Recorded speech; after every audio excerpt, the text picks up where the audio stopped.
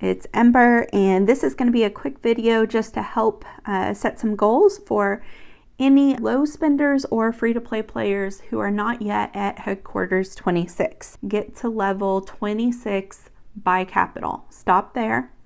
Unless you're spending money, don't go any further. There's a reason for that.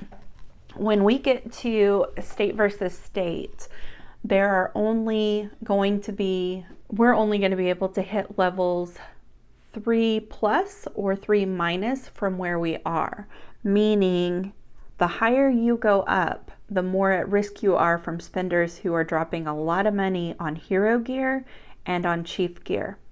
So your safest bet is to stay at HQ 26. That is where we unlock, I'll show you here. At level 26, you unlock T9.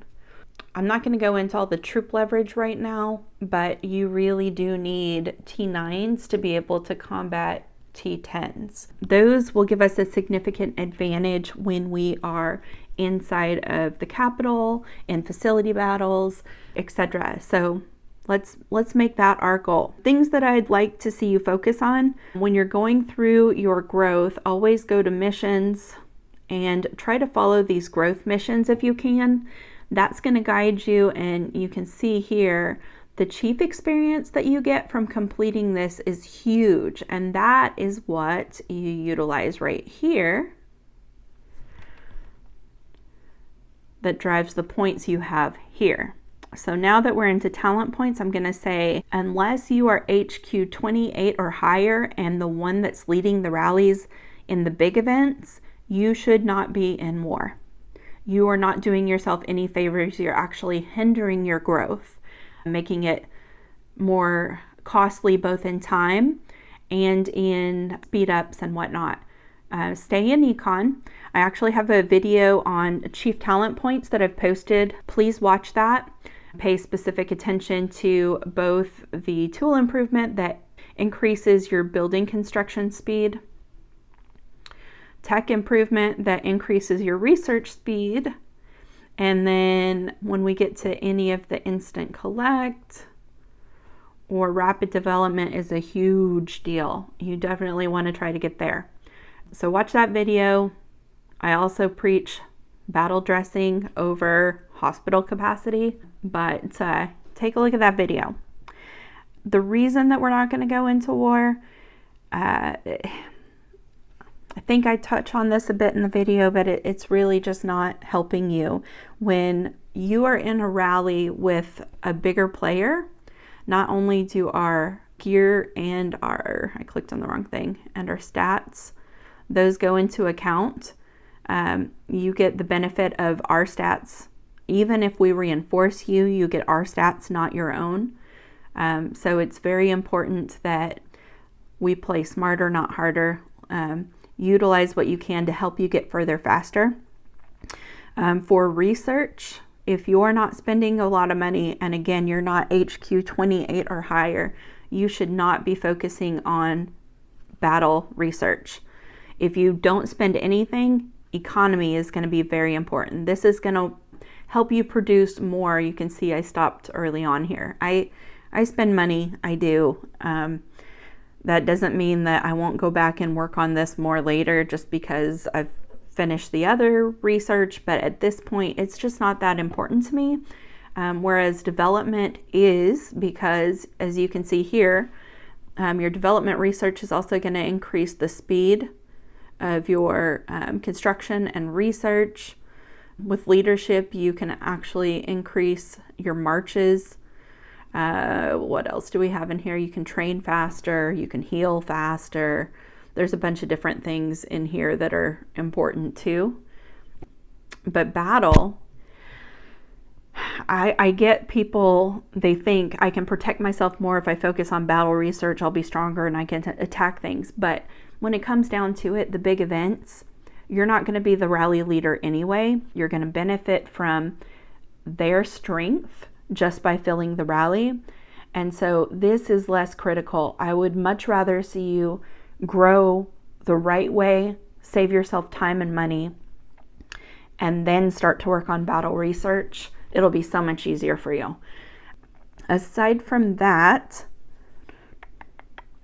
buildings to focus on, besides your HQ, getting that up to HQ 26, you want to keep your barracks, your garage, and your range equal with your headquarter level 2 if possible.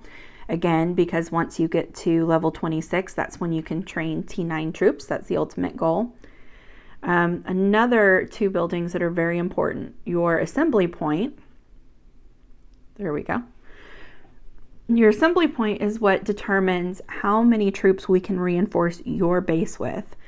That's important if you're not focused on war talents right now, and you're not focused on battle research right now, and you want to go hunting for resources, which, real quick sidetrack, if you do, go into your settlement buffs, go to development, use your random relocators, because those are going to take you out 9 times out of 10 into this brown area, which is called the wasteland. When you go into the wasteland, you're going to have a lot of people who started playing the first few weeks and then quit. Do not discount these bases that are just simple, like low-level bases. Those sometimes are loaded down with resources, believe it or not. So that's just one quick caveat. But getting back on track, we'll go back in here. When you go hunting like that, you can ask for another big player, anybody that's going to be offline or not using their troops. We can reinforce your base, and then you have the benefit of our stats if someone hits you. Not when you're attacking, but if someone hits you, it just helps keep you a little bit safer. In addition to that, the command center, if you click on that, you'll see this impacts your rally capacity. Very important for the bigger players. However, there's still value in keeping your rally capacity higher, even if you're only going to HQ 26, because in the day-to-day activities like the plague zone, like doing fiend rallies, having a larger rally capacity is going to help you be able to hit higher level targets. That in turn will help you with various different things.